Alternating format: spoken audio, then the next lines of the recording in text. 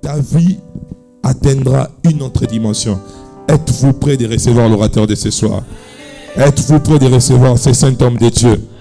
Êtes-vous prêt de recevoir cet apôtre de Dieu? Nous invitons le révérend apôtre Williams. Nous acclamons très fort pour le Seigneur, le Seigneur. Non, je disais, nous acclamons le Seigneur. Gloire à Dieu, gloire à Dieu,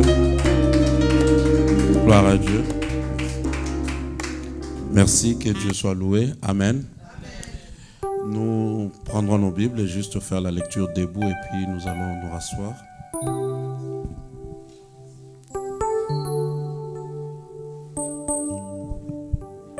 Genèse 32,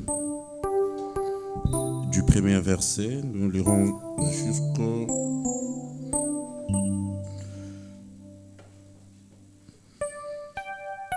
verset 13.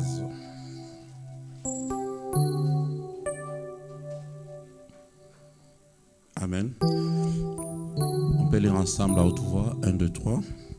Jacob poursuivit son chemin et des anges de Dieu le rencontrèrent. En le voyant, Jacob dit, c'est le camp de Dieu. Et il donna à ce lieu le nom Mahanaïm. Jacob envoya devant lui des messagers à Ésaü, son frère, au pays des Séir, dans le territoire d'Édom. Il leur donna cet ordre, voici ce que vous direz à mon seigneur Ésaü. Ainsi parle ton serviteur Jacob. J'ai séjourné chez Laban et j'y suis resté jusqu'à présent. J'ai des bœufs, des ânes, des brebis, des serviteurs et des servantes, et j'envoie l'annoncer à mon Seigneur pour trouver grâce à tes yeux. Les messagers revinrent auprès de Jacob en disant, nous sommes allés vers ton frère Ésaü, et il marche à ta rencontre avec 400 hommes. Jacob fut très effrayé et saisi d'angoisse. Il partagea en deux camps les gens qui étaient avec lui, les brebis, le bœuf et les chevaux. Et il dit, si Ésaü vient contre l'un des camps et les bat, le camp qui restera pourra se sauver. Jacob dit, Dieu de mon père Abraham, Dieu de mon père Isaac, l'Éternel qui m'a dit, et retourne dans ton pays et dans ton lieu de naissance, et je te ferai du bien. Je suis trop petit pour toutes les grâces et pour toute la fidélité dont tu as usé envers ton serviteur, car j'ai passé ce Jourdain avec mon bâton, et maintenant je forme des camps. Délivre-moi, je te prie, de la main de mon frère, de la main d'Ésaü, car j'ai craint qu'il ne vienne et qu'il ne me frappe avec la mère et les enfants. Et toi, tu as dit, je te ferai du bien et je te rendrai ta postérité comme les sables de la mer, si abondants qu'on ne saurait les compter. C'est en ces lieux que Jacob passa la nuit. Il prit ce qu'il avait sous la main pour faire un présent à Ésaü, son frère. Amen. Merci, que Dieu vous bénisse. On peut prendre place. Je rends grâce à Dieu d'abord pour l'opportunité qu'il nous donne d'être là et de participer à ces assises. C'est un privilège pour moi d'être invité à votre 10e anniversaire. Je bénis Dieu aussi pour son serviteur, pour la confiance de me céder sa chair et de parler à ce peuple que Dieu lui a confié. Amen. Vous savez, tout ce que Dieu fait dans la vie de ses enfants sont des choses que Dieu a prévues d'avance. Ce qui est pour nous une surprise n'est pas surprise pour Dieu. Dieu savait que tu allais te retrouver dans cette assemblée et pendant le 10e anniversaire de cette église, tu seras là présent. Parce que Dieu, en fait des choses avec nous prophétiquement, avec les temps que nous pouvons aussi saisir sur la terre. Je donnerai l'exemple de la visitation de Sarah. Dieu dans l'éternité n'a pas le temps. L'éternité n'a pas de temps. Mais quand Dieu bénit, il prononce une parole de bénédiction pour l'homme. Dieu doit fixer l'homme par rapport au temps. Parce que si, au fait, Dieu ne fixe pas le temps, tu risques de vivre les promesses dans l'éternité comme Dieu. C'est comme ça que quand Dieu bénit au niveau du ciel, il fait tout pour t'envoyer encore une personne, un homme que tu dois croiser sur ton chemin, pour te répéter les mêmes choses et ramener ce qui était spirituel à notre temps et surtout te les mettre dans ta saison. Dieu bénit Abraham, mais Dieu va permettre qu'un homme appelé Melchisedec passe aussi sur le chemin d'Abraham et puisse ramener ces bénédictions sur le plan terrestre. Et quand Dieu lui-même va visiter Abraham, il lui dira l'année prochaine à la même date. Ça veut dire que Dieu entre dans le calendrier d'Abraham, dans le calendrier des hommes. Amen. Et vous savez aussi que Dieu est dans le chiffre. Quand vous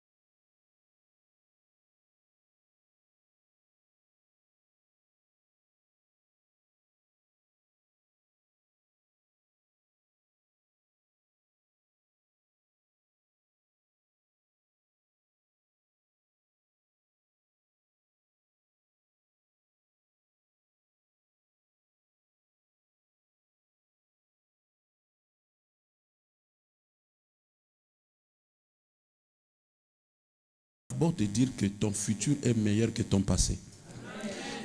Les 10 ans de l'église ne concernent pas l'église, ce n'est pas les bâtiments, mais Dieu parle aux hommes, Dieu parle aux personnes. Dieu veut maintenant tailler nos vies par rapport à cet anniversaire, nous amener dans une autre dimension. Dieu veut reprendre des choses. Ceux qui t'ont vu avant ces 10 ans ont été trop pressés de donner un rapport négatif. Mais ils ne savaient pas ce que Dieu préparait après tes 10 ans.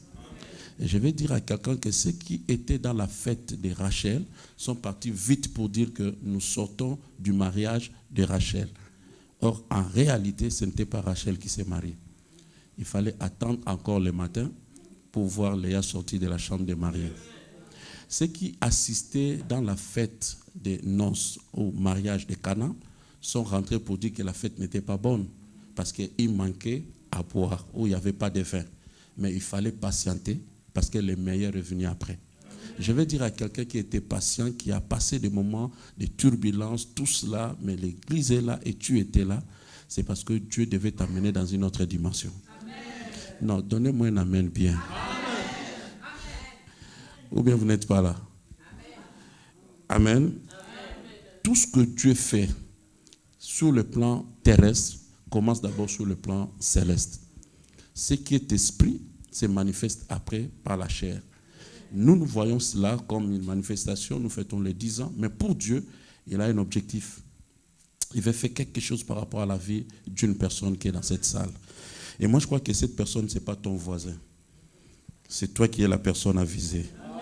Amen. Nous avons pris Genèse 32, justement parce que ça parle de l'histoire du nom de notre église. Vous savez, on donne un nom pour avoir une indication, pour avoir une référence. Hein, nous sommes l'église corps de Christ, nous sommes l'église de Christ, mais par rapport à une identification, on a besoin d'un nom. Mais et Dieu aussi inspire à ses serviteurs de donner un nom. Et chaque nom est prophétique. Dieu sait pourquoi il donne ces noms. Et selon l'histoire que nous venons de lire, c'est une histoire de deux garçons qui étaient dans une famille, nés du même père et de même mère, mais ils avaient un problème à la fin quand ils ont grandi. Le problème, c'était que le père devait libérer une parole de bénédiction. Amen. Et c'était la loi, c'est le papa qui bénit les enfants, mais le papa bénit le fils aîné. Parce que selon la loi, c'est le fils aîné qui doit hériter à la place du père, et c'est lui qui doit continuer la progéniture ou bien perpétuer les valeurs que le père va laisser. Mais voilà que quand le père sera vieux, il appelle le fils aîné, il lui demande ce qu'il doit faire pour qu'il reçoive sa bénédiction. Et là, je vais faire une parenthèse pour aider déjà une personne qui est dans cette salle, pour te dire tout simplement que tout ce que nous appelons bénédiction ou malédiction est basé sur la parole. La bénédiction n'est pas encore un bien matériel, mais la bénédiction, c'est la parole. Ça vient du latin benedire ou maledire, parler en bien ou bien parler en mal. Et la bénédiction est liée à une parole. La malédiction aussi est liée à une parole. Or, Dieu nous donne un principe de la malédiction. Dieu dit que la malédiction sans cause n'a pas d'effet. OK? Mais puisque la malédiction et la bénédiction ont la même base, nous dirons aussi que la bénédiction sans cause n'a pas d'effet. Parce que, au fait, si tu n'as rien fait et que quelqu'un te maudit, cette malédiction ne va pas te toucher. De la même manière aussi, si tu n'as rien fait et que quelqu'un te bénit, cette bénédiction ne va pas te toucher. Un papa qui connaît bien ses enfants, qui peut bien parler seulement, mais il leur dira, prépare-moi quelque chose à manger, que mon cœur aime, je mangerai, mon cœur sera dans la joie et je te bénirai. Donc ce sont des paroles qui sortent de ses entrailles, mais des paroles avec puissance. Et ça sort parce que son cœur est réjoui. C'est le fait de faire quelque chose que l'enfant a été béni. Tout comme aussi, si tu n'as rien fait de mal, tu ne seras jamais maudit. Amen. Alors, nous avançons. Cet enfant est allé chercher de quoi faire manger à son père. Mais la maman va appeler le deuxième parce que la maman aussi a reçu quelque chose de la part du Seigneur. Comme quoi, que le deuxième il va être le premier et le premier sera relégué en deuxième position, selon le plan de Dieu. Et la Bible dit, ils n'ont rien fait de mal, mais Dieu l'a décidé ainsi, c'est la souveraineté de Dieu. C'est pour cela que quelqu'un dans cette salle aura beaucoup de problèmes dans sa vie, tout simplement parce que Dieu t'a choisi. Si Dieu te localise par sa grâce, Dieu n'explique pas pourquoi il t'a choisi. Les gens peuvent te trouver avec beaucoup de défauts, bien tu ne vaux pas, c'est pas toi, mais Dieu a dit que c'est toi qui l'as choisi. Dieu a choisi cet enfant sans que l'enfant puisse faire quoi que ce soit. Il a choisi le deuxième et le combat a commencé par là. Et quand le combat commence, le jour de la véritable bénédiction, le deuxième va se présenter par la complicité de sa mère et il va recevoir la bénédiction de son père.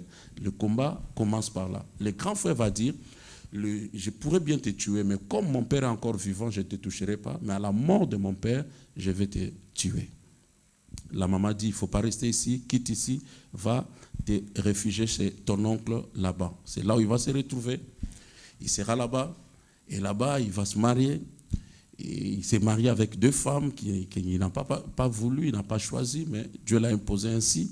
Il se retrouve avec des enfants. Mais quelques temps après, son beau-père, qui était son oncle, commence encore à lui faire la guerre. La personne qu'il avait bien accueillie, mais puisque Dieu l'a multiplié, puisque Dieu l'a béni, ça a provoqué encore des problèmes. Croyez-moi que le fait d'avoir une promesse, le fait d'être choisi par Dieu, ne t'exclut pas des problèmes. Au contraire, tu vas passer par des problèmes et c'est par là qu'on saura si réellement tu as été appelé par Dieu. La Bible dit que le malheur atteint souvent les justes. Souvent. Mais Dieu l'en délivre toujours. Le problème est arrivé et ce qui te combat, c'est ton beau-père, ton oncle, un supérieur. Il a dit, je ne peux plus rester ici, je dois courir, rentrer chez moi. Mais chez lui, il y a un problème parce que son grand frère l'attend et son grand frère a juré de le tuer. Et le papa est déjà mort. Mais il se décide pas seul parce que Dieu a parlé à cet enfant, prends ta maison, prends tes femmes, prends tes enfants, tes biens et rentre chez toi. Donc il y a un temps pour chaque chose.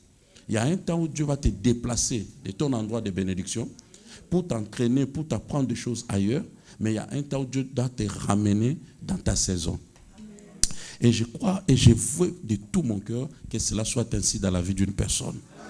Que Dieu te ramène dans ton établissement. Que Dieu vienne te positionner là où tu as commencé avec Dieu. Et vous savez, très souvent, bien aimé dans la vie, ce qui a été au commencement avec Dieu, c'est ce qui sera à la fin. C'est que Dieu a commencé avec toi. Le lieu de rendez-vous, là où Dieu t'a croisé, c'est là où Dieu va te ramener. Ou bien quelqu'un ne m'a pas trop saisi. Le jour où Dieu a croisé Pierre, c'était pendant la pêche. Et il a fait un miracle de multiplication de poissons. Pierre a tout laissé, il a suivi Jésus. Quand Jésus était mort et Pierre était découragé, Pierre a repris la pêche. Et Jésus est venu encore le croiser en train de pêcher. Il a fait encore un autre miracle et il a compris que c'était le Seigneur. Dieu reprendra là où vous vous êtes croisés. Aïe, aïe, aïe, aïe. J'ai dit, Dieu viendra encore au lieu de rendez-vous et il fera la même chose pour te dire que c'est une nouvelle saison. Dieu le fera. Et voilà, il va les ramener encore dans la maison de son père. Mais il sait qu'il y a un grand ennemi, il y a son grand frère. Mais il faut avoir des combats avec un voisin, avoir des combats avec un étranger. Mais ton propre frère, de la même maison, de la même famille, c'est très dangereux. C'est pour cela que quand il y a des guerres entre des pays, c'est encore très bien. Mais des guerres civiles sont très, très dangereuses. Parce qu'on ne sait pas comment tuer, ce n'est pas conventionnel. Okay? Donc, dans une même maison, c'est très compliqué. Une même famille, c'est très, très dangereux. Mais l'enfant se décide, à cause de la parole de Dieu, de rentrer là où son père était, ou bien dans la maison familiale. Il commence la marche, mais dans sa tête, il sait qu'il y a quelque chose qu'il devait régler. Quelque chose qu'il devait arrêter avec son grand frère. Il s'amène, il commence la marche. À un certain niveau, il comprend qu'il vient de se séparer avec son beau-père. Il est seul avec sa famille. Il y a un danger qui est devant sa vie.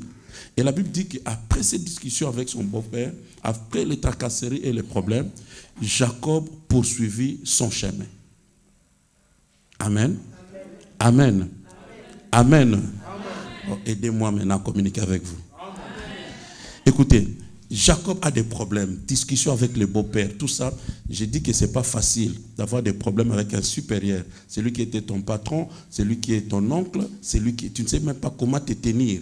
Parce que si tu risques aussi de riposter, c'est ton oncle. Si tu fais encore un faux pas, c'est aussi ton patron. Donc, c'est aussi ton beau-père. Donc, il y a beaucoup de relations et des relations de supériorité. Il ne sait pas comment tenir, mais il devait tout simplement obéir.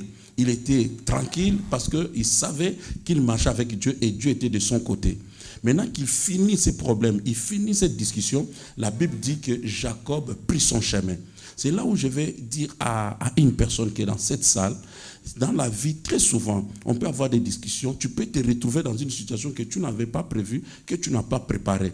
Mais ne t'arrête pas là à continuer la discussion ou à rester dans la situation, à regretter les problèmes chaque année. Il y a un temps, il faut reprendre ton chemin. Parce qu'en fait, de là où on t'a croisé, ou de là où il y a des problèmes et des discussions, ce n'est pas là où vous êtes, c'est peut-être un lieu de rendez-vous, bien sûr, mais ce n'est pas là où tu as commencé ta course. Tu viens de quelque part et tu avais ton chemin à parcourir. Tu savais là où tu devais arriver. Il y a beaucoup de personnes, on se rencontre à Bruxelles, on se rencontre en Europe, mais ils ne savent pas d'où tu viens. Il ne sait pas qu'est-ce que Dieu a dit sur ta vie. Vous vous êtes rencontrés ici. Il peut te faire la guerre, il peut te créer des problèmes, mais ne t'arrête pas là. Après ces discussions, il faut reprendre ton chemin. Je vais encourager une personne à reprendre son chemin. Jacob n'a pas pris le chemin de son oncle, n'a pas pris le chemin qu'on voulait lui donner, mais il a repris son chemin. Il faut savoir là où tu as quitté et là où tu vas. Là où on est aujourd'hui, après 10 ans dans une église, tu dois savoir là où tu dois aller. Et peut-être aussi par rapport à ta vie, 2 ans, 3 ans que tu es en Europe, mais tu as ton chemin. Tu sais ce que tu devais faire. Les problèmes de la vie peuvent te décourager pour dire que je ne vais plus poursuivre ces projets, je ne vais plus faire ce que je voulais faire, mais c'est une grosse erreur. Parce que Dieu te connaît par rapport à ce qu'il a déposé dans ta vie. Et tu ne peux avancer et réussir que par rapport à la grâce que Dieu a déposée dans ta vie. Chacun de nous a son chemin. On échoue très souvent parce qu'on veut copier le chemin d'une autre personne. Ce n'est pas parce que mon frère joue très bien au piano, moi aussi je veux jouer au piano. Ce n'est pas mon chemin, ce n'est pas mon domaine. Je le ferai, mais je ne réussirai pas. Reste sur ton chemin. Si tu restes sur ton chemin, les portes vont commencer à s'ouvrir d'elles-mêmes. Mais si tu vas sur le chemin d'une autre personne, la personne passera, mais à ton tour, les portes vont se fermer. C'est pour cela, très souvent dans la vie, ceux qui échouent, c'est parce qu'ils copient d'autres personnes. Ils envient d'autres personnes, n'envient personne. En toi, il y a des choses que Dieu a déposées pour ta réussite. Est-ce que vous savez que chacun de nous est riche, mais dans son domaine? Chacun de nous est riche. Vous savez, quand on parle de la richesse, très souvent, les gens voient l'argent. Si tu as l'argent, tu as laissé poser une grosse voiture dehors, nous allons dire qu'il est riche. Non, non, non. Même quand la Bible nous présente Dieu, la Bible dit que Dieu est riche en bonté. Ne parle pas encore d'argent, mais déjà en bonté. Est-ce que vous savez qu'une petite fille a sauvé toute une nation, non avec un don spirituel, mais avec la beauté physique? Elle s'appelait Esther. Donc le peu que Dieu t'a donné, c'est ta richesse. Il y a des gens, juste par son sourire, les gens sont bénis. Te voir à l'église, ça fait que ça communique la joie à une autre personne. C'est ta richesse. Il ne faut pas aller chercher les richesses ailleurs. Quand tu vois la parabole des talents, Jésus dit il y a un homme riche qui a laissé ses talents, tout cela, tout le monde a fructifié, mais il y a une personne qui n'a pas voulu fructifier parce qu'il a dit que je n'ai rien. Mais la conclusion, Jésus dit, on notera même à celui qui n'a pas pour donner à celui qui a. Mais si tu n'as rien, qu'est-ce qu'on va encore ôter? Cela veut dire quoi? Cela veut dire que quand tu as quelque chose, toi-même tu ne le considères pas. Tu ne sais pas que tu as la chose. Mais si je viens maintenant, je récupère cela, c'est après que tu comprendras que j'avais quelque chose.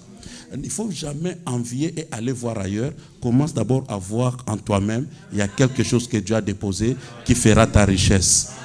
Toute personne qui a reçu un miracle dans la Bible, le miracle ne venait pas du dehors. L'élément de miracle s'est trouvé dans sa maison ou dans sa vie.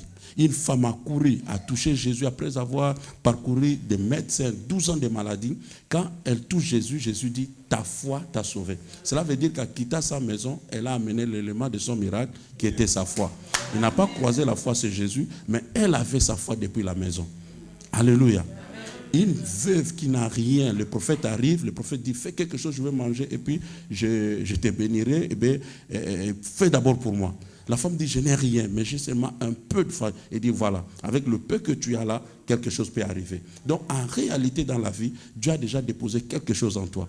Tu n'es pas pauvre, tu n'es pas rien. Tu as quelque chose de Dieu, c'est à toi de le découvrir. Dès que tu découvres la chose, tu continues ton chemin. Je suis venu encourager une personne de faire son chemin. Tout le monde ne sera pas comme tout le monde. Ne commis ni ta soeur ou ton frère de la même famille. Chacun a ses empreintes digitales. Chacun de nous est particulier. Et Dieu t'a créé pour un but. Rater la vie, c'est de ne pas atteindre le but de Dieu. Même un homme riche, un jeune homme riche, on ne sait pas comment il était riche, déjà jeune, mais on croit qu'il avait des parents riches. Son nom était Paul. Il avait déjà une fabrique de tentes, donc une société. Mais le jour où Jésus l'a croisé sur le chemin de Damas, la première de ses questions, Seigneur, que veux-tu que je fasse? Donc tout ce qu'il faisait avant n'avait pas de sens aussi longtemps que le Seigneur ne l'avait pas encore touché. Et dès que le Seigneur te touche, le Seigneur te dit pourquoi il t'a créé. Le Seigneur te dit qu'est-ce que toi tu dois faire dans la vie. Un jeune homme de 33 ans n'a pas trouvé important de vivre longtemps. À 33 ans, il a dit tout est accompli. Pourquoi? Parce qu'il a fini la mission. On vit par rapport à quelque chose. Mais c'est à toi de découvrir pourquoi tu vis. Et dès que tu comprends pourquoi tu vis, il faut prendre ton chemin. Est-ce que je parle à quelqu'un ici? Il faut prendre ton chemin. Les personnes abandonnent facilement l'église, tout simplement. On ne m'a pas salué, on m'a critiqué, on a regardé comment j'étais habillé. On ne vient pas à l'église parce que quelqu'un d'autre doit me regarder. Je ne viens pas à l'église parce que quelqu'un d'autre doit me saluer. Si le voisin de droite ne me salue pas, je regarde le voisin de gauche. Alléluia. Et si toi tu ne me salues pas, Jésus m'a salué par sa parole. Et ce qui est important, que Jésus me salue. Amen. Donc voilà, ne fais pas ta vie par rapport à une autre personne. Mais parce que toi tu as ton chemin. Dis à ton voisin, j'ai mon chemin. Il dit, il a repris son chemin. Chacun son chemin. Cette année, ne vis pas pour quelqu'un d'autre. Vis par rapport à ton chemin. Prends ton chemin. Si même celui-là a pris le chemin de gauche, il a pris le chemin de droite, mais toi reste sur ton chemin. Et puisqu'il était dans son chemin, la Bible dit que les anges le rencontrèrent. Si tu es sur ton chemin, c'est sur ton chemin que tu vas rencontrer ton miracle. Et si tu n'es pas sur ton chemin, tu vas faire longtemps. Parce que tu n'es pas dans un bon endroit et Dieu ne te visitera pas. Laissez-moi te dire une chose. Dieu est omniprésent. Ok? Mais Dieu ne bénit pas partout. Dieu ne change pas la vie d'une personne partout. Dieu fixe toujours un lieu de rendez-vous. Dieu sait là où il doit te rencontrer pour te faire du bien. 2-3 exemples rapidement. Moïse demande à Dieu, il dit, fais-moi voir ta gloire. Il est Dieu, il pouvait directement dire, bon, regarde ma gloire. Mais il lui fixe un rendez-vous. Il dit, tu dois aller sur le rocher. Et tu vas t'asseoir sur le rocher. Moi, je passerai et tu verras ma gloire. Maintenant, s'il n'est pas sur le rocher, il ne peut jamais voir la gloire de Dieu. Ok? Jésus dit à ses apôtres, il dit, attendez à Jérusalem, vous recevrez le Saint-Esprit. S'ils attendent à Béthanie parce qu'il y avait le miracle de la résurrection, rien ne va se passer. Amen. Comment tu peux comprendre dans la Bible? Pour la première fois, je vois Jésus faire un miracle ou prier pour un malade 2 fois. Jésus est la parole. Dès qu'il parle, la chose arrive. Ok? Mais pour la première fois dans la Bible, il a prié sur un malade, sur un cas, 2 fois. C'est un aveugle. Il touche l'aveugle. Excusez-moi, je vais faire comme un exemple. Il touche l'aveugle, il demande à l'aveugle, il prend la boue, il met en forme de... avec sa salive, et il met sur l'aveugle. Il demande à l'aveugle, qu'est-ce que tu vois? L'aveugle voit, je vois des hommes qui marchent comme des arbres. Ça déjà c'est compliqué parce qu'il est aveugle, et dès qu'il voit, il commence déjà à comparer. Il voit les hommes comme des arbres. C'est quelque part, il voyait, mais il ne voyait pas trop bien. Maintenant, Jésus dit, comme tu ne vois pas bien, il les prend par la main, il les fait sortir de son village. Et là, il prie sur la personne pour la seconde fois. La personne maintenant voit. Et Jésus lui dira, rentre dans ta maison, mais ne rentre pas dans le village. C'est trop compliqué parce que sa maison se trouve dans le village. Mais Jésus lui dit, rentre seulement dans ta maison, mais ne rentre pas dans le village. Cela veut dire quoi? Il y a des endroits, quand tu restes trop, tu ne verras rien. Il faut que Dieu te fasse sortir de là. Et si tu vois, Dieu te dit, ne rentre plus dans le même système. Ne rentre plus dans ton village, mais rentre seulement dans ta maison. Je crois que Dieu est en train de conseiller une personne qui est ici. Tu peux reprendre ton chemin, mais ne rentre plus dans le système. Ne rentre plus dans ton village. Comme ça, tu verras clairement. Rentre seulement dans ta maison. Puisqu'il était sur son chemin, la Bible dit que les anges le rencontrèrent. Parce qu'il était sur son chemin. S'il n'était pas dans son chemin, il n'allait pas voir les anges. Il n'a pas vu des démons, il a vu les anges. Gloire à Dieu, parce que dans notre saison, il y a beaucoup de gens qui voient les démons. Ils font des rêves des démons, mais ils ne font jamais des rêves des anges. Mais je prie Dieu pour toi que tu vois les anges. Amen. Il n'a pas vu un ange, mais il a vu 2 anges, plusieurs anges ont rencontré cet homme. Pourquoi? Parce qu'il était sur son chemin. Aussi longtemps que tu resteras sur ton chemin, Dieu va mobiliser les ciels. Les anges vont descendre pour te rencontrer, pour te fortifier et pour te dire que Dieu ne t'a jamais abandonné et que tu es encore avec Dieu. Et quand il a vu les anges, il dira une chose. Il dit, ici c'est le camp de Dieu. Il n'a pas parlé de Bethel ici, il n'a pas parlé de la maison de Dieu. Il a parlé du camp de Dieu. Pourquoi? Parce que c'est quelqu'un qui est dans le combat. C'est quelqu'un qui est dans des problèmes et des difficultés. Il sait que son grand frère est puissant et fort et son grand frère peut le tuer facilement. Et quand il voit les anges, il voit directement un camp. Or, quand tu es dans un camp, tu es rassuré.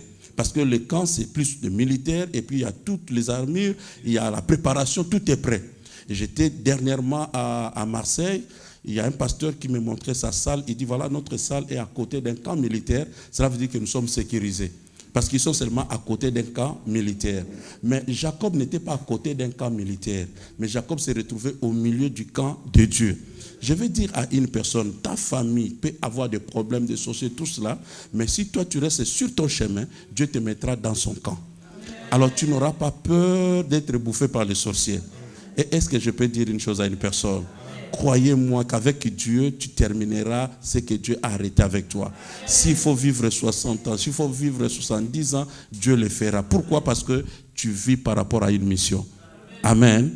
Un homme était trop vieux, mais il ne partait pas. Il était trop vieux, mais il ne mourrait pas. Parce que Dieu lui avait dit que toi, tu vas partir le jour où tu verras le Messie. Et c'est quelqu'un qui ne fréquentait pas le temple chaque jour, vu qu'il était malade. Mais le jour où on va amener le petit à l'église, c'est le même jour, la Bible dit, poussé par l'esprit, il s'est levé pour aller aussi au temple. Et quand il entre au temple, il voit le bébé. Il tient le bébé et dit, Seigneur, ton serviteur a vu. Puisqu'il a vu, tu peux le prendre maintenant. Sache-le très bien que ta vie est liée à une prophétie. Ta vie est liée à quelque chose que Dieu a préparé d'avance que toi tu dois vivre. Aussi longtemps que tu n'as pas encore vécu cette chose, tu ne peux pas partir. Dis Amen encore bien. Et tout ce qui te soutient là, c'est parce que tu es dans le camp de Dieu. Des 1000 peuvent tomber à droite ou à gauche, toi tu ne partiras pas parce que tu es dans le camp de Dieu. Puisqu'il est dans le camp de Dieu, il se sent rassuré.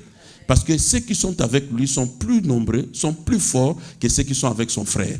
Parce qu'il est dans le camp de Dieu. Je vais dire à quelqu'un, tu dormiras facilement, tranquillement, et tu vas te réveiller aussi tranquillement parce que tu es dans le camp de Dieu. Imagine, il y a d'autres personnes que j'ai rencontrées dans la vie, ils ont fui l'église parce qu'au fait, je pars à l'église, il y a un sorcier, bien des sorciers peuvent me faire du mal. Mais tu oublies la famille dont tu es sorti. Il y a eu aussi des problèmes et des difficultés. Quand tu étais païen, personne ne t'a touché. Maintenant que tu es chrétien, qu'on te touchera, ça n'existe pas dans la Bible. La Bible dit, ceux qui sont entre ses mains, l'ennemi n'a pas le pouvoir de les arracher. Je vais te rassurer que tu te retrouves dans le camp de Dieu aussi longtemps que tu es sur ton chemin. Amen. Voilà ce jeune homme qui se retrouve sur son chemin et rencontre les anges de Dieu. Et comme il rencontre les anges de Dieu, la Bible va dire ceci, il va donner à ces lieux le nom de Manaïm. Jacob envoya maintenant devant lui des messagers à son grand frère Ésaü, et il donna cet ordre, voici ce que vous direz à mon seigneur Ésaü. Ainsi par ton serviteur. Il est béni, c'est lui qui a reçu la bénédiction. Il est devenu aussi riche. Il sait qu'il a pris la place de son grand frère. Mais vu qu'il vient maintenant rencontrer son grand frère, il ne s'est pas passé toujours pour une personne qui est supérieure à son grand frère. Il a toujours reconnu qu'il est son grand frère. Il a même appelé mon Seigneur. Et si vous posez la question, vous lui direz que ton serviteur. Est-ce que quelqu'un me suit? Il reste serviteur pour son grand frère. Je vais dire à une personne que l'humilité précède la gloire. Il y a d'autres combats dans la vie, tu auras la victoire parce que tu as su garder ta position. Il est vrai que sur le plan spirituel, Dieu l'avait béni. Mais en réalité, il reconnaît toujours son grand frère comme étant la tête, comme étant celui qui est sorti avant lui. Bien qu'il y ait eu cette bénédiction sur sa vie. Croyez-moi, bien-aimé dans le Seigneur, que David n'allait jamais devenir roi s'il n'avait pas considéré Saül. Bien qu'il était rejeté, mais il est considéré toujours comme un oint de Dieu. Bien-aimé, la considération dans la vie va t'aider. Il reste mon grand frère et moi je suis son serviteur. Et il lui envoie quoi? Des cadeaux. Il lui envoie des cadeaux, il dit, ça peut apaiser la colère de mon grand frère. Et vous savez aussi que nous aussi, nous étions en conflit avec Dieu. Et Dieu avait comme décision, c'était quoi? La mort. Le salaire du péché, c'est la mort. Mais Jésus s'est donné. Jésus a accepté de se sacrifier afin que la colère de Dieu soit apaisée. Et cet homme aussi présente ses offrandes à son grand frère pour que la colère de son grand frère soit comment? Apaisée. Amen. Et la Bible va me dire, quand on va lui informer que ton grand frère marche à ta rencontre avec 400 hommes, Jacob fut très effrayé. Si tu ne me suis pas, tu ne sauras pas me saisir à la fin. Amen. Donc ici, je vais tout simplement dire que le monsieur est béni. Mais il reconnaît toujours son grand frère et son grand frère est très fort que lui. Il peut aussi le tuer parce que le papa n'est pas là. Et il a promis de le tuer. Mais voilà maintenant cet homme qui s'avance vers son grand frère. On vient lui apprendre que voilà, ton grand frère vient contre toi avec 400 hommes. Lui qui est dans le camp de Dieu, il commence à trembler. Il est effrayé. Il y a des moments, on reçoit des nouvelles et on oublie là où on est et on oublie ce que Dieu nous a dit. Beaucoup de personnes n'ont plus leurs promesses. Dès qu'il y a une nouvelle, tu commences à trembler. Or, dans le livre de Jérémie, la Bible dit, si tu trembles, il te fera encore trembler.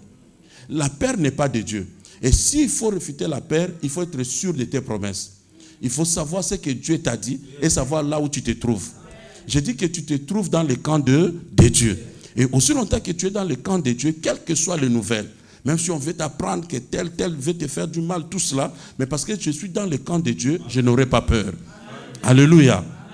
Un médecin peut s'élever. Il est médecin, il a étudié, c'est très bien, on considère. Dieu même considère les médecins dans la Bible. Luc était médecin. Ils peuvent aussi te dire, il y a telle situation dans ton corps, tout cela. Mais il ne faut pas commencer par trembler. Mais il faut commencer par savoir où tu te trouves. Si tu es dans la famille de Dieu, si tu es dans le camp de Dieu, Dieu peut s'élever pour t'aider. Amen. Ne t'effraie pas, ne tremble pas. La Bible dit, il fit angoisser et effrayer à cause de la nouvelle.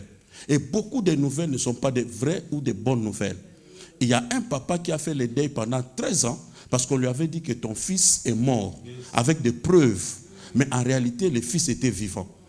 Donc, bien aimé, ne tremble pas parce qu'il y a une nouvelle qui est arrivée. Ne tremble pas parce qu'on t'a dit qu'il y a telle situation. Le problème, c'est de savoir où tu te trouves. Si je suis dans le camp de Dieu, je sais que Dieu me soutiendra. Un jour, un peuple s'est levé contre le prophète de Dieu et a encerclé la ville.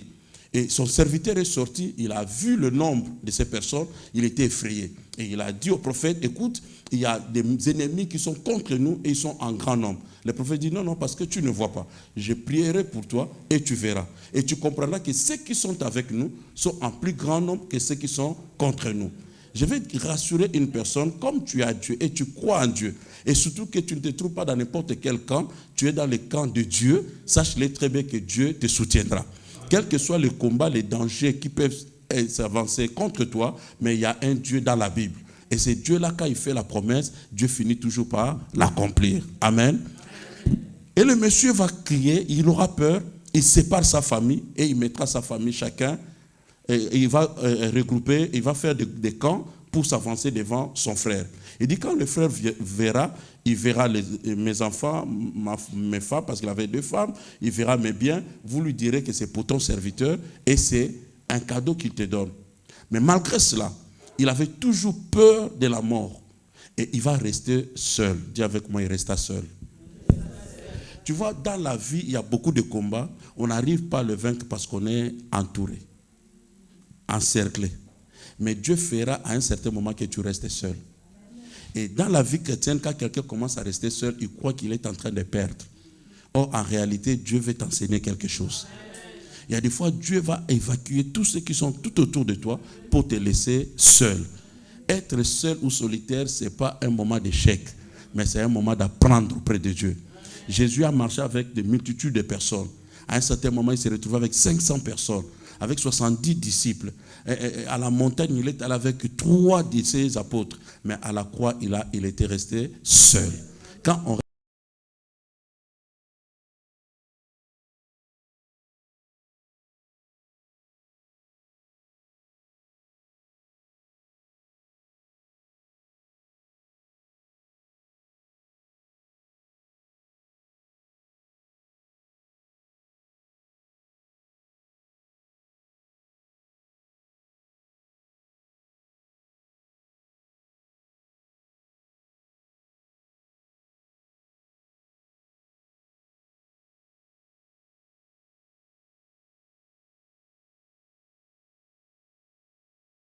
puisque je n'ai pas encore vu telle chose, je ne pense pas que je vais m'arrêter ici parce qu'il y a un parcours et tu sais là où tu dois m'amener.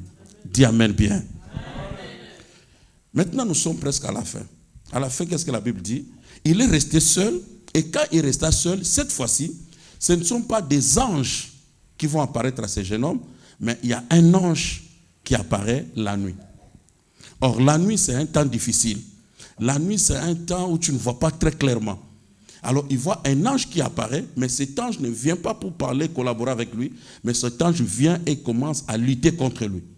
Et ils vont lutter comme cela toute la nuit. Je vais dire à une personne, il y a des moments dans la vie où tu resteras seul. Tout le monde peut partir. Il y a des moments même les parents restent seuls, les enfants sont partis. Mais quand tu resteras seul, sache qu'il y a un Dieu. C'est le moment de parler avec Dieu. Et non seulement de parler avec Dieu, mais c'est le moment que Dieu choisit pour faire un travail dans ta vie. Et le Dieu de la Bible, c'est un Dieu qui travaille dans le noir. C'est compliqué de dire amen. Hein? Dieu travaille dans le noir. Quand tout est compliqué, quand tout est flou, c'est à ce moment-là que Dieu entre en action.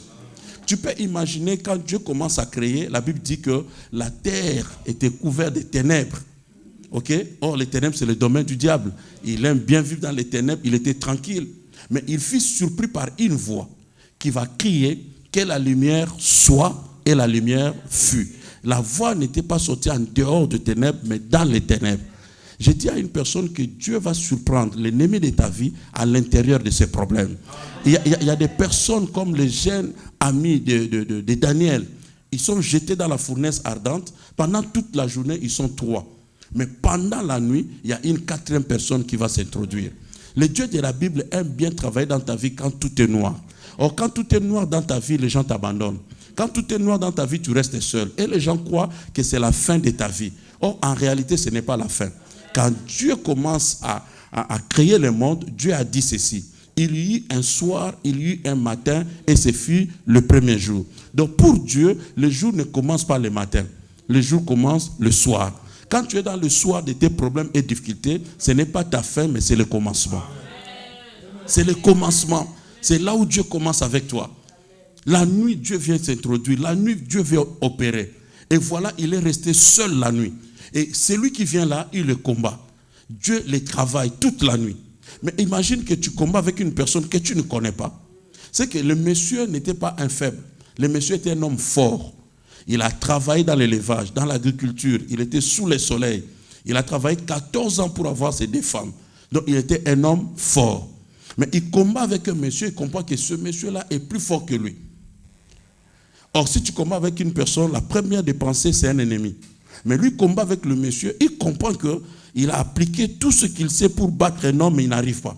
Et finalement, il comprend, il dit à ce monsieur, je ne te laisserai pas avant que tu m'aies béni. Comment c'est lui qui te fait du mal peut amener encore ta bénédiction? Il comprend que ce monsieur n'est pas comme tout monsieur que j'ai croisé dans la vie. J'ai combattu contre mon grand frère, j'ai gagné. J'ai combattu contre mon beau-père, j'ai gagné. Mais ce monsieur, je n'arrive pas à le toucher. C'est qu'il est supérieur à moi. Or, sa bénédiction vient du supérieur. Hein? La Bible dit, c'est le supérieur qui bénit l'inférieur. Et la manière dont il est en train d'écraser ma vie ici, ce monsieur doit connaître quelque chose de moi. Alors, bénis-moi, sinon je ne te laisserai pas. Il combat toute la nuit. Jusqu'à ce que l'ange va lui dire, laisse-moi. Il dit, je ne te laisserai pas. Il dit, laisse-moi parce que c'est le temps. Alléluia. Il dit, dans peu de temps, le soleil va s'élever. Je veux dire à quelqu'un ce soir que tes combats ont toujours un temps limité. Oh. Je dis que tes combats ont toujours un temps limité.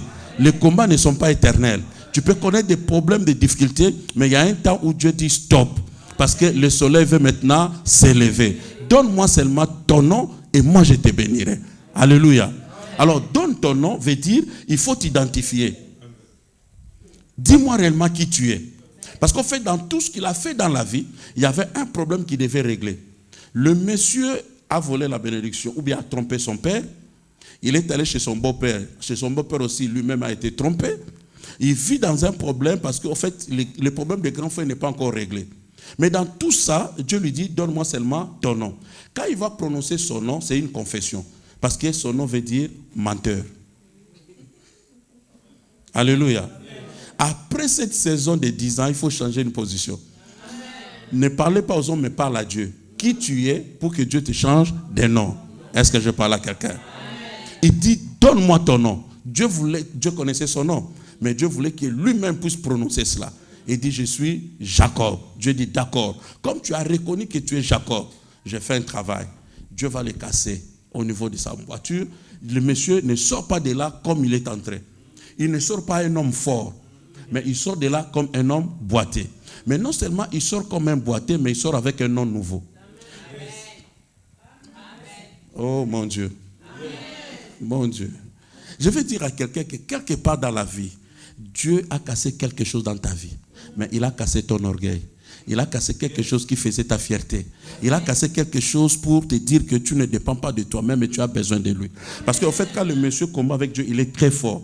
Mais quand Dieu le casse, il est obligé de chercher un appui. Or, il n'y a pas un arbre à côté pour toucher. Tu dois tomber seulement sur Dieu. J'ai dit à quelqu'un qu'il n'y avait pas quelque chose sur qui tu pouvais, ou quelqu'un sur qui tu pouvais t'appuyer. Il n'y avait que Dieu. C'est pour cela que Dieu a fait cette histoire dans ta vie. Mais ne regrette pas. Ne regarde pas du côté souffrance, mais regarde maintenant les bénéfices. Parce que, au fait, l'homme puissant, l'homme fort, Jacob n'est jamais béni. Mais celui qui sort de là, c'est Israël. Je vais dire à quelqu'un que Dieu te donnera un nom nouveau. Non, tu ne m'attends pas bien. Je dis, si je suis un prophète de Dieu, après 10 ans, tu sentiras la différence dans ta vie. Dieu te fera sortir dans une nouvelle dimension. Il est vrai que tu ne seras plus l'homme fort, tu peux boiter. Mais si les gens regardent à ta démarche, ils seront trompés. Ils ne savent pas que toi, tu es Jacob. Or, à Jacob, il y a toutes les bénédictions. Celui qui bénit Israël sera béni. Celui qui maudit Israël sera maudit. Mais celui qui boite là n'est plus la première personne. C'est la personne qui est transformée par Dieu. C'est la personne qui est cassée par Dieu. Je ne sais pas si Dieu a cassé quelque chose en toi. Tu avais beaucoup de facilité de finances, tu ne trouves pas cela. Il y a un problème quelque part, de foyer, tout ça, mais c'est un problème de rien. Parce qu'en fait, Dieu veut sortir quelque chose de puissant en toi. Dieu voulait te travailler pour t'amener dans une autre dimension. Mais mon problème n'est pas encore sa démarche. Mais mon problème, c'est son grand frère. Depuis qu'il a quitté la maison du père, le souci, c'était le grand frère. Le grand frère a dit, quand le père sera mort, je vais faire quoi? Je vais te tuer. Papa, tu peux m'aider? Juste un exemple. Lui sera le grand frère Ésaü, en colère, avec son couteau. Ok? Maintenant, il attend qui? Il attend Jacob. Maintenant, Jacob, pendant la nuit, un jour avant la rencontre, Dieu l'a travaillé. Dieu l'a cassé et Dieu l'a rendu boité. Non seulement boité, mais Dieu l'a changé de nom. Mais lui, il attend qui? Jacob. Mais celui qui avance ici, celui qui arrive, le grand frère, quand il le voit, au lieu de le tuer, il l'a plus tué. C'est un problème. Parce que c'est une colère qui dure depuis des années. Mais aujourd'hui, c'est l'occasion de régler cela. Mais quand il voit la personne maintenant en face, il ne le tue plus. Parce qu'il y a un souci ici. Le monsieur, depuis des années, il attend qui? Jacob. Mais celui qui arrive là, c'est plus Jacob. Celui qui arrive là, c'est Israël. Oh, est-ce que je peux parler à quelqu'un? Non, tu ne m'attends pas trop bien. Je dis, celui qui arrive n'est pas Jacob. On ne tue pas une personne qui est tuée deux fois. Jacob, ton ennemi, est déjà tué dans le désert. Mais celui qui arrive là, c'est une autre personne. C'est pour ça que la Bible dit, à tous ceux qui ont crié à son nom, il leur a donné le pouvoir de devenir enfants de Dieu. Si on devait te tuer dans la famille, c'était avant. Mais maintenant, là, tu es une autre personne. Ah non, tu ne m'attends pas bien. Est-ce que je parle à quelqu'un? J'ai dit, la personne, tu peux garder le même trait. Tu peux avoir le même physique de ta famille, mais tu n'es plus la même personne. Tu n'as plus le même sang de la famille. Celui qui arrive maintenant dans 2016, c'est Israël. Alors moi, j'étais en colère contre Jacob. Mais celui qui est devant moi n'est plus Jacob. Jacob, on ne le tue pas. Jacob vient de Dieu. Jacob, c'est la bénédiction de Dieu. Tu tues Jacob, tu tues toi-même ta vie. Parce qu'avec Jacob, tu iras très loin. Je dis que toi là, tu ne mourras pas. Je dis à une personne, toi là, tu ne partiras pas. On devait tuer Jacob, mais toi, tu... Aïe, aïe, aïe, aïe, aïe, aïe. Est-ce que je parle à quelqu'un? On devait tuer Jacob. On devait te tuer. Puisqu'ils t'ont loupé pendant les 10 ans, ils ne veulent pas t'avoir maintenant. Ils ne veulent pas t'avoir maintenant. Ce qui est passé, ils avaient l'occasion de te tuer quand tu étais Jacob. Ils avaient l'occasion de te poignarder parce que tu étais Jacob. Mais Dieu lui-même a fait le travail. C'est comme cela que David a dit, mieux vaut tomber entre les mains de Dieu que les mains des hommes. Aime le travail que Dieu fait dans ta vie. Aime comment Dieu est en train de te boxer. Mais Dieu est en train de te changer. Dieu est en train de t'amener dans une autre dimension. Non, si tu étais à ma place, tu allais te lever, crier Alléluia. Que Dieu te bénisse, mon frère. J'avais un problème au début de ma vie conjugale. Je me suis marié, j'avais 25 ans, ma femme avait 20 ans. Très jeune, sans expérience, maman. J'étais à Naples, au sud de l'Italie. Nous sommes allés voir un médecin. Le médecin m'a regardé en face et dit, monsieur, toi et ta femme, vous ne ferez jamais des enfants normaux. Si vous essayez de faire des enfants, ils seront toujours malades, pas intelligents, parce que votre sang là est compliqué. Or, en réalité, moi et ma femme ne sommes pas des mêmes pays. Et maman, j'ai trop bien vérifié, mon père même n'est pas passé par le pays de ma femme. Donc on ne peut pas avoir le même sang. Si on a le même sang, c'est en Jésus. Amen. Le médecin dit, messieurs, n'essaye pas. Papa, ce n'était pas le diable. C'était Dieu lui-même qui me boxait. Écoute, tout ce que tu traverses ne vient pas toujours de l'ennemi. Il y a aussi un travail de Dieu. Il faut savoir reconnaître le travail de Dieu. Le monsieur Dieu n'essaye pas. Mais en fait, moi, je suis allé lire la Bible. J'ai trouvé 3 versets.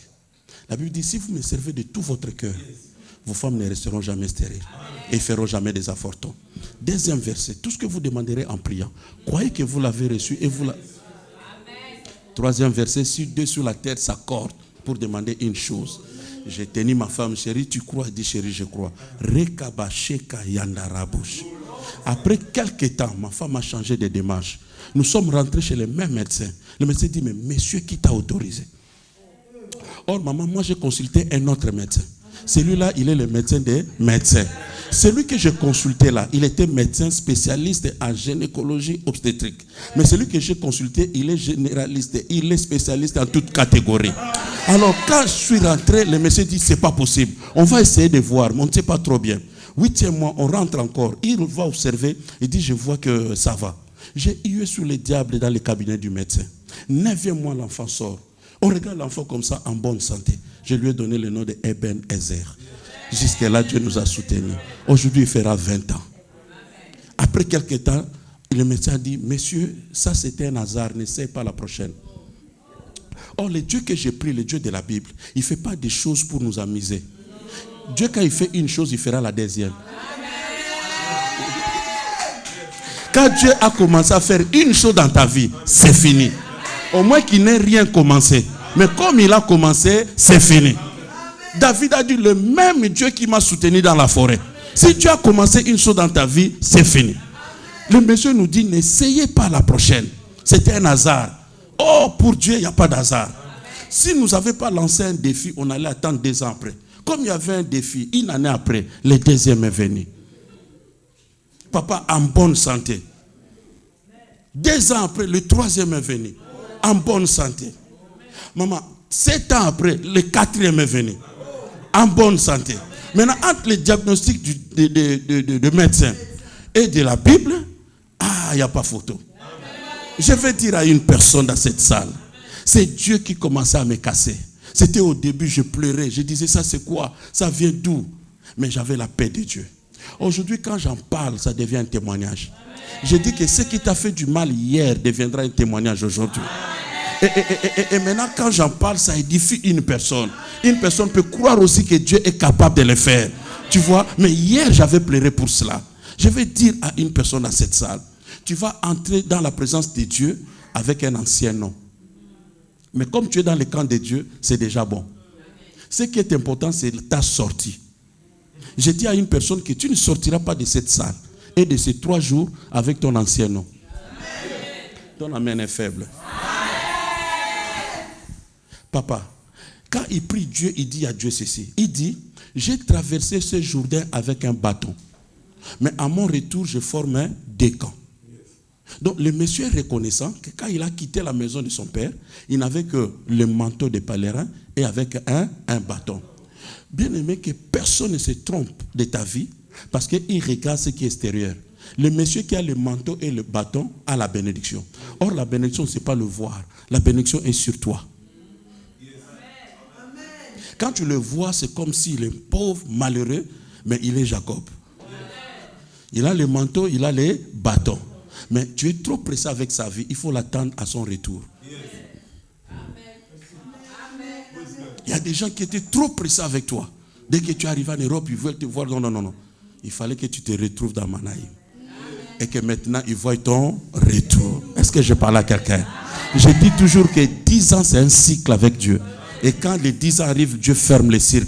C'est pour cela même quand nous citons les chiffres, c'est 1, 2 jusqu'à 10 et on reprend encore 1. J'ai dit que tu vas reprendre avec Dieu. Je suis sorti avec un bâton. Mais à mon retour, je forme un décan. Laissez-moi dire à quelqu'un, tu as commencé peut-être l'année avec des problèmes. Tu as commencé l'année avec un bâton, mais tu ne termineras pas l'année avec un bâton. J'ai dit, tu ne termineras pas l'année avec un bâton. Il sort maintenant avec des camps. Je vais encore te dire des choses. En Israël, quand on avait un garçon qui venait de naître, 8 jours après, on l'amenait au temple. Mais quand les parents amènent l'enfant, les parents déposent l'enfant entre les mains du sacrificateur et il reste dehors. Il y avait des chambres dans le temple où on faisait une opération appelée la circoncision. Ok? Mais quand maintenant on récupère l'enfant, l'enfant vient sans nom.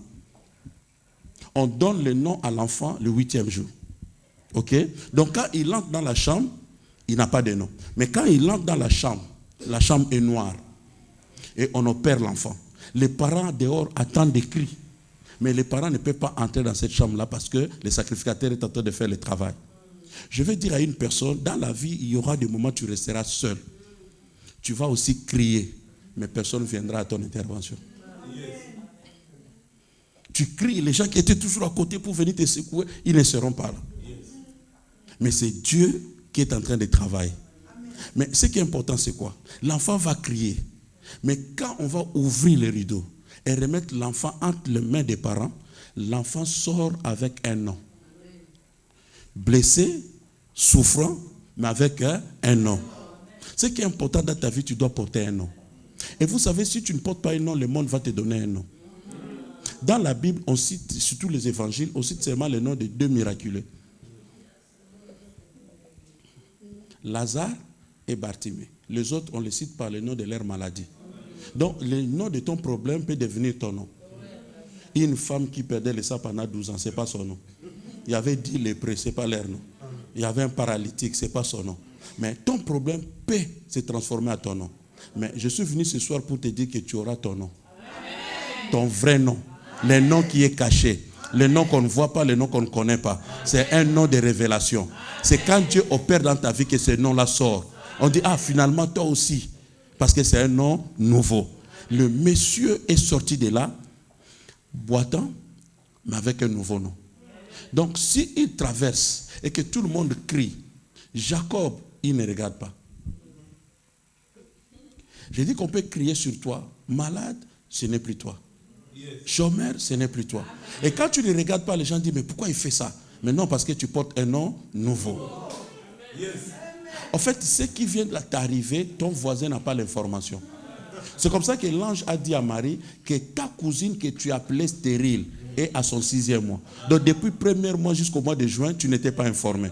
Comme depuis janvier jusqu'à ce mois de juin, c'est quelqu'un qui n'est pas informé de ta situation. Mais toi, tu as déjà changé d'étape. Tu portes déjà un nouveau nom. C'est que le monsieur n'est pas informé. Mais lui portait déjà un nouveau nom.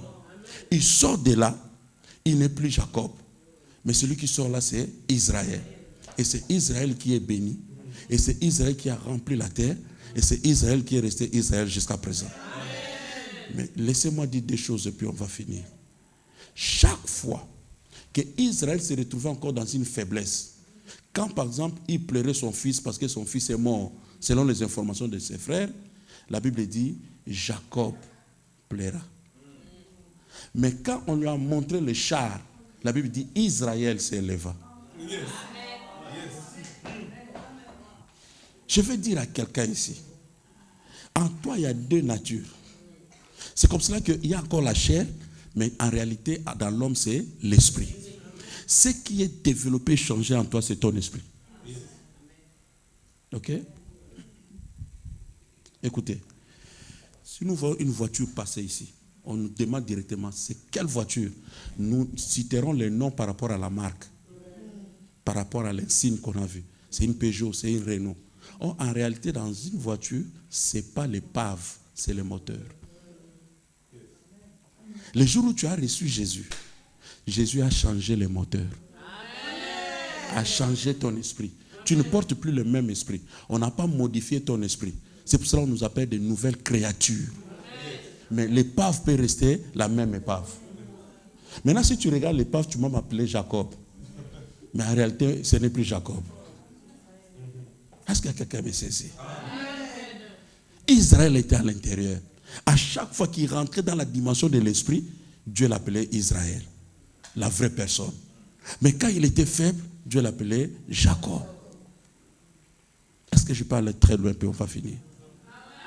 Jésus 100% homme, 100% Dieu.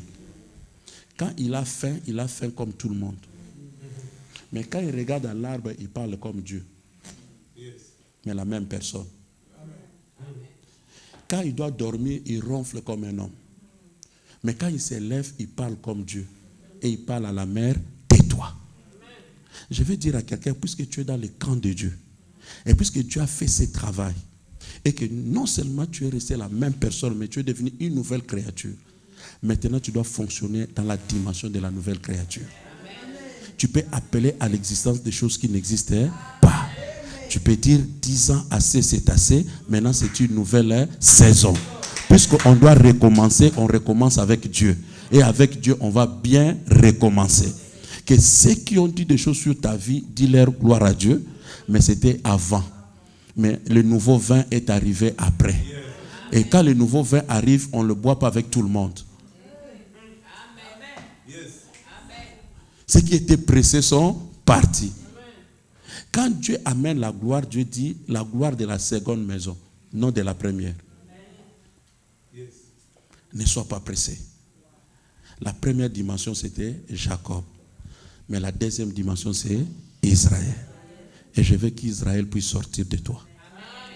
Après ces 3 jours, qu'une autre dimension se manifeste dans ta vie. La dimension d'Israël.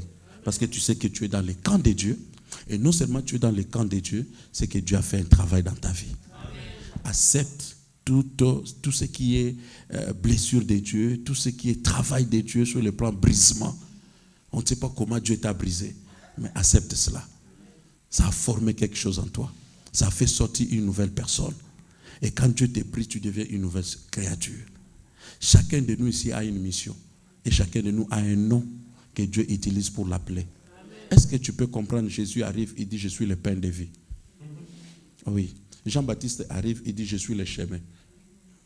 Je suis celui qui montre le chemin. Ok? Donc, il s'identifie lui-même par rapport à la mission. Ok? Or, quand Dieu multiplie même les pains, Dieu ne donne pas directement les pains comme ça aux gens de commencer à manger. Il prend les pains et il commence à quoi? À les rompre. Et c'est ce travail-là que Dieu a fait avec toi. Il t'a fait un pain maintenant que plusieurs personnes doivent voir manger, mais Dieu doit commencer par briser les pains. Il brise les pains et il donne. Comme ça, ceux qui vont te manger maintenant, ils seront bénis. Ceux qui vont te manger maintenant, ils vont vivre la réalité de la vie chrétienne. Croyez-moi, je suis venu parler au cœur d'une personne et je crois que cette personne est bénie. Tu n'es plus la première personne. Peut-être tu es en train de boiter, mais ce n'est pas une faiblesse. Ça a fait sortir une autre personne. Même si les gens t'ont fait la guerre, ils t'ont aidé. Parce qu'à cause de leur déception, tu as pris une décision. Et maintenant, tu es devenu une autre personne. Que Dieu vous bénisse.